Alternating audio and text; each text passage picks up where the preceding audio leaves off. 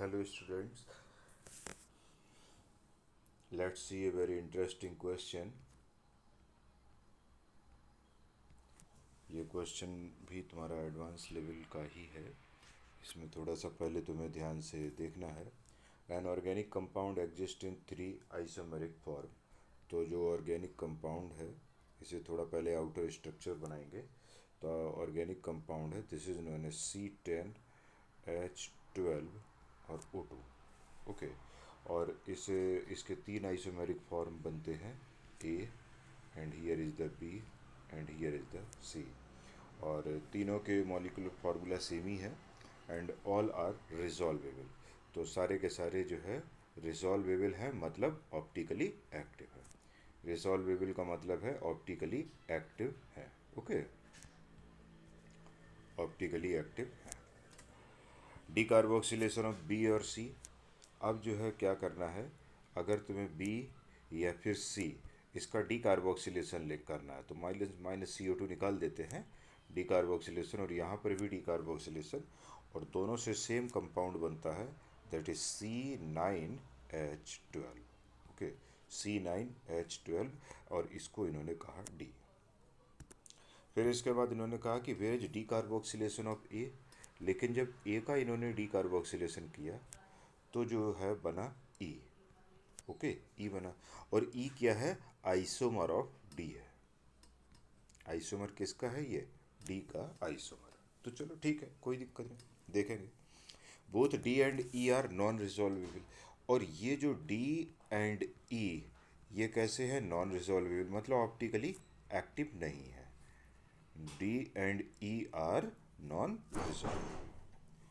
Treatment of either D और E with KMnO4. अब इन्होंने कहा कि डी ले लो या फिर ई ले लो, और तुम इसका अगर KMnO4 के साथ रिएक्शन कराते हैं, KMnO4 के साथ रिएक्शन एसिडिक मीडियम में, तो क्या करते हैं, ये बेंजोइक एसिड बनता है. तो ये C6H5COOH बेंजोइक एसिड बन गया as one product. Monobromination of E. अब इन्होंने कहा कि ई का अगर हम मोनोब्रोमिनेशन कर दें इन प्रेजेंस ऑफ सनलाइट, तो Br2 in presence of H new अगर हम करते हैं, तो इन्होंने कहा कि दो आइसोमेरिक प्रोडक्ट बनते हैं. दो प्रोडक्ट बनते हैं और दोनों ही आइसोमर्स बनते हैं.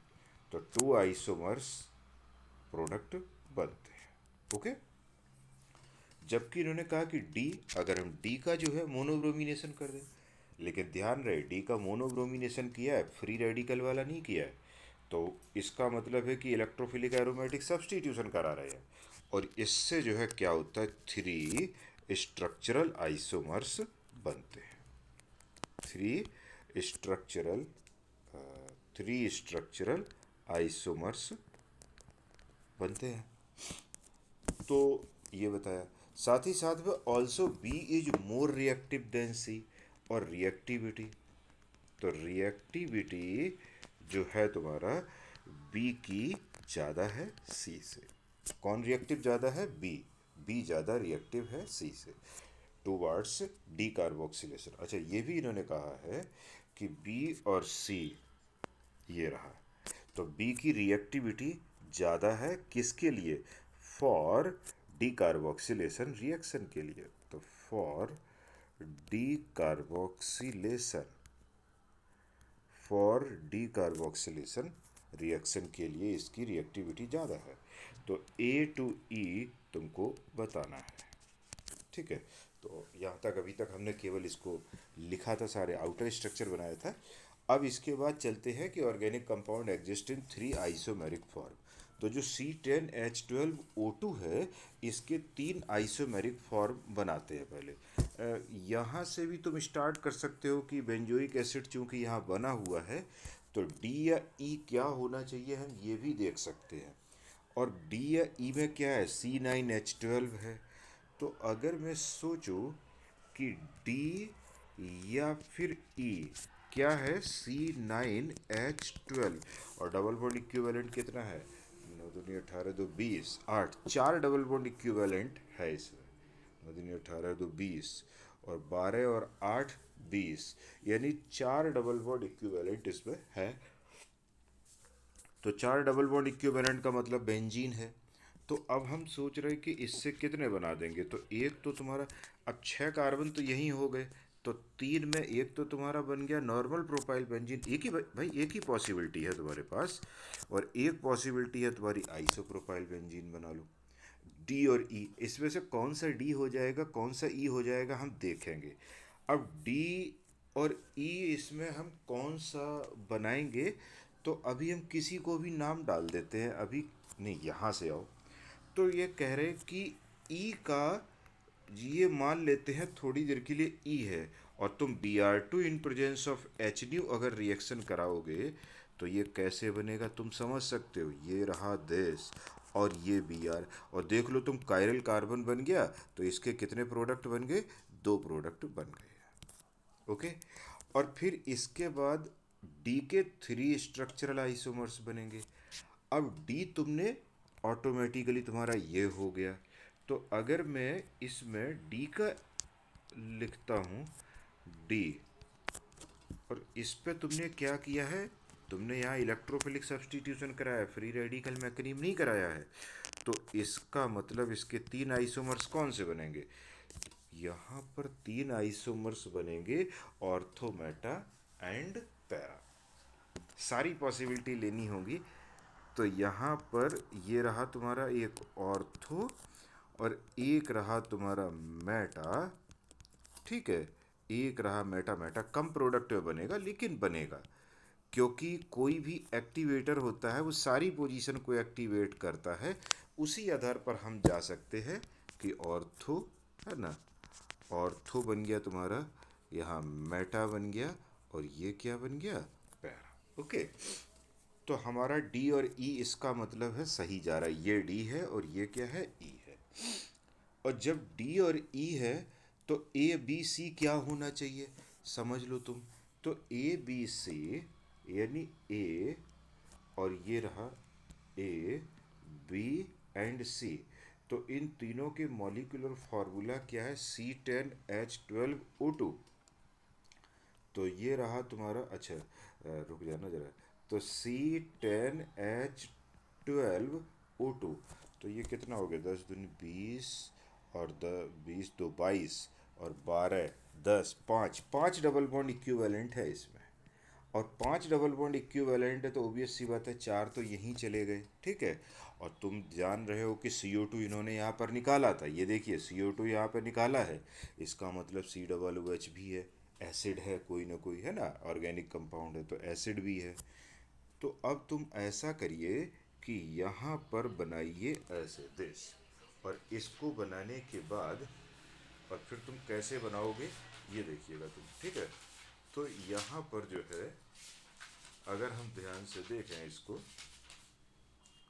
तो अगर हम ध्यान से देखें इसको, तो जैसे मान लीजिए CH3 है ना।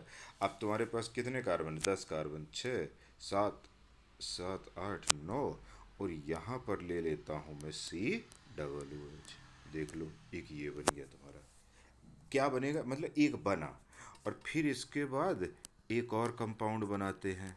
तो एक और कंपाउंड बनाते हो तो तुम इसमें क्या करो, अब की बार यहाँ COOH कर सकते हो, मैं ऐसे लिख देता हूँ COOH, और ये देखिए बना दिया तुमने, ठीक है। और फिर तीसरे नंबर पर जो बनेगा तो वो तुम और क्या बना सकते हो उसको भी ध्यान से देखिएगा। तो फिर तुम तीसरे नंबर पर सोचिएगा जरा। तो एक अपने पास ऑप्शन अभी और है, पता है कौन सा, यहाँ पर क्या, दिस दिस, और ये रहा तुम्हारा 6 7 8, और ये 9 कर देते हैं। कितने हो गए, 1 2 3, 9 हो गए। और यहाँ तुम लगा ही चुके, और यहाँ और लगा दो एक, तो एक ये बन गया, ठीक है। अब इसमें से हम ये देखिए 3 आइसोमर्स बन गए, तीनों रिजॉल्वेबल है, तीनों रिजॉल्वेबल है, क्यों, ये कायरल कार्बन एटम है, ये कायरल कार्बन एटम है, और ये कायरल कार्बन एटम है।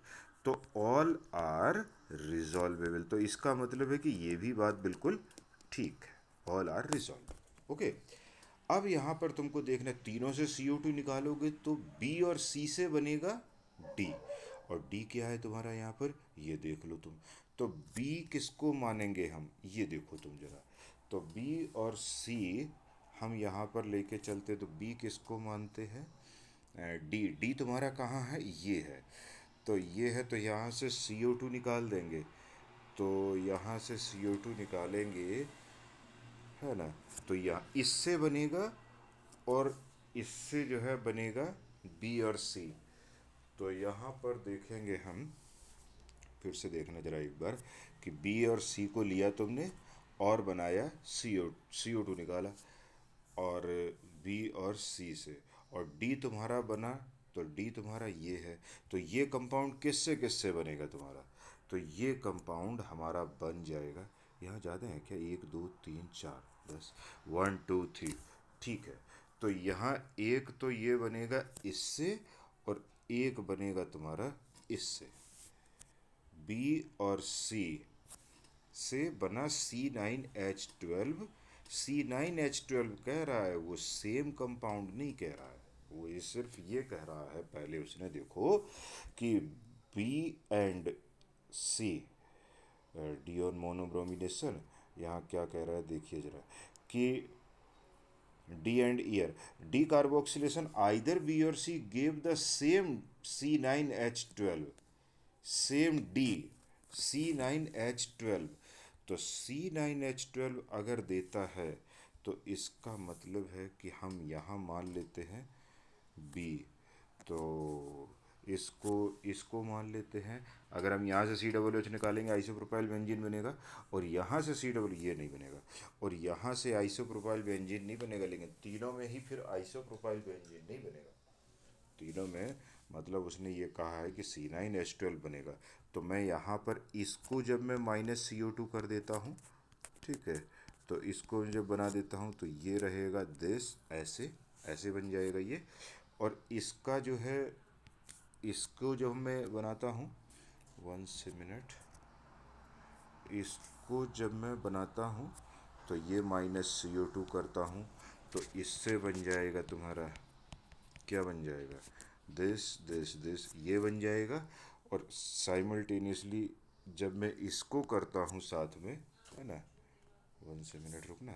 तो जब मैं इसको साथ में करता हूँ, तो यहाँ पर, तो इसमें तुमने CO2 निकाला, तो CO2 निकाला तो क्या बन जाएगा तुम्हारा यहाँ पर, दिस, और ये रहा दिस, और यहाँ पर दिस, ये बन गया। पहले कायरल था, अब नहीं है कायरल। तो ये तुम्हारे बन गए। तो इट मीन्स कि सेम कंपाउंड बन रहा है क्या, डी। तो डी कंपाउंड, तो डी और ए जो बन रहा है वो आइसोमर्स है इससे।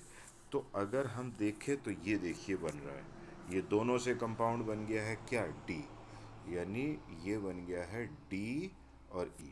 तो इसको हम कह देंगे क्या, इसको कह देंगे डी, है ना, इसको कह देंगे ई, 1 मिनट, इसको डी कह दो, और इसको नहीं, ये भी डी है, सॉरी, ये भी तुम्हारा डी है, बोथ आर द सेम। तो ये दोनों सेम हो गए। और इससे बना है क्या, ई। तो ये बना है ई, ठीक है, ये ई है, जो कि आइसोमर है डी का। आइसोमर किसका है, डी का है। तो ये भी बात तुम्हारी सही हो गई। और इस तरीके से, और डी या ई दोनों में से किसी को भी अगर तुम यहाँ पर हीट करते हो, KMnO4 एंड एसिडिक H+, तो तुम जानते हो कि तीनों में ही बेंजाइलिक हाइड्रोजन मौजूद है। तो बेंजाइलिक हाइड्रोजन मौजूद है, तो इसका मतलब है COOH भी बन जाएगा। तो ये इन्होंने कहा है COOH बेंजोइक एसिड के लिए, तो ये भी बन गया COOH। और फिर इसके बाद ई, और ये सब हमने आगे तुम्हें करके बता ही दिया है। तो ये तुम्हारा बन जाएगा बेंजोइक एसिड, और तुम्हारा रिएक्शन क्वेश्चन कंप्लीट हो जाएगा, ठीक है। तो ये है, इस तरीके से स्टूडेंट समझ गए होंगे। Thank you.